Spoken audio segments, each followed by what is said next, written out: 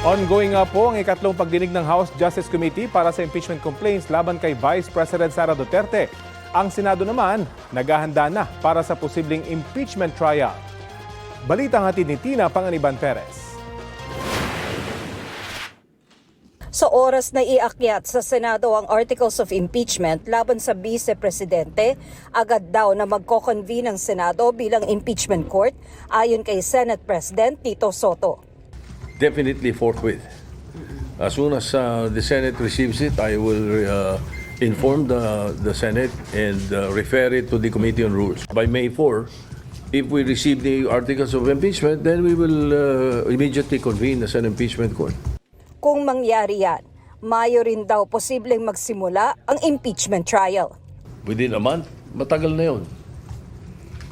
Matagal na yun. Ako, tingin ko mga in a matter of 2 weeks, more or less 2 weeks, siguro nakahanda na yun. Panukala ni Senate President Pro Tempore Ping Lacson mula alas 2 ng hapon tuwing Lunes, Miyerkules at Biyernes ang trial.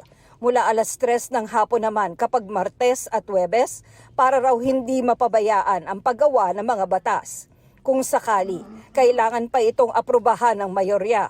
Sabi ni Soto, napag-usapan na ang posibleng impeachment trial sa pulong kasama ang 9 na majority senators. Nagkomento rin ang Senate President tungkol sa pahayag ng ilan na tiyak ng boboto ang ilan sa mayorya para makonvict si Duterte. Yung mga maruruming aligasyon, iwan na lang natin sa basurahan kasi maling-mali yun sapagkat it can go both ways.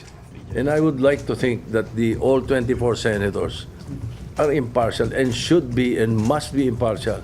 Tina Panganiban Perez, nagbabalita para sa GMA News.